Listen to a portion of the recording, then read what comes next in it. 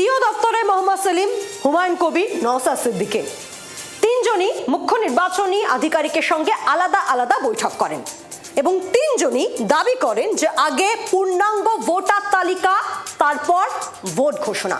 তবে মুখ্য নির্বাচনী আধিকারিকের সঙ্গে তিনজনের আলাদা আলাদা বৈঠকের থেকেও যাকে কেন্দ্র করে জোর জল্পনা চলছে তা হচ্ছে একই জায়গায় এই তিনজনের উপস্থিতি নিয়ে।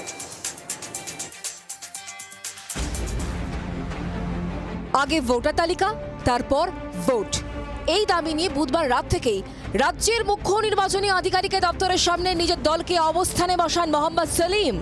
বৃহস্পতিবার বামেতে ধর্নার সময় সিও দপ্তরের সামনে দেখা গেল নওশাদ সিদ্দিকী ও হুমায়ুন কবিরকে।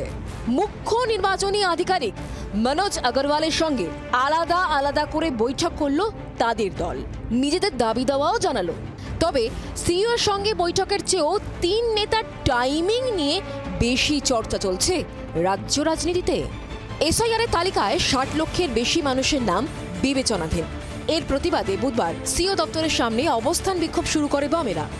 রাতভর অবস্থান চলে নেতাজি সুভাষ রোডে সিও দপ্তরের সামনে।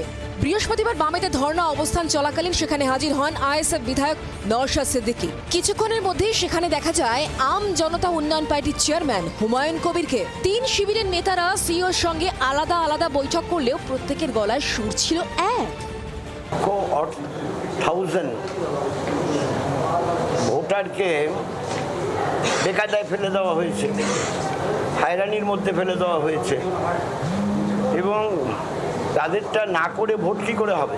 এই গণতন্ত্রের উৎসবে কিছু মানুষকে দূরে সরিয়ে রেখে কিছু মানুষকে নিয়ে হবে, এটাও আমরা সমর্থন করি না।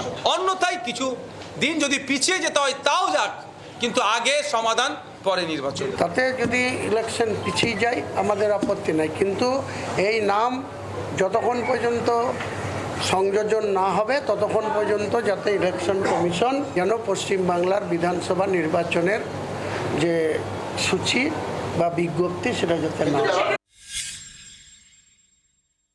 আমার রামের মধ্যে তো কোনো তফাৎ নেই, তো এবার রামের রয়ের ফুটকিটা উঠে একটু মাননীয় মুখ্যমন্ত্রী আমাদের নেত্রী বসবেন, তার আগে একটু দেখাতে হবে। তাই এতদিন কোথায় ছিলেন, হঠাৎ এখন কেন মনে পড়লো? ইতিমধ্যেই আলিমুদ্দিনের সঙ্গে জোট করে ভোটে লড়ার সিদ্ধান্ত নিয়েছে আইএসএফ। সেক্ষেত্রে বামেতে ধর্নার সময় নওশাদের কমিশন অভিযান আশ্চর্যের নয়। কিন্তু এদিন সিও দপ্তরে হুমায়ুনের উপস্থিতি নতুন করে অনেক জল্পনার জন্ম দিয়েছে। এর আগে সেলিম হুমায়ুন সাক্ষাৎ নিয়ে বাম শিবিরে কম শোরগোল হয়নি।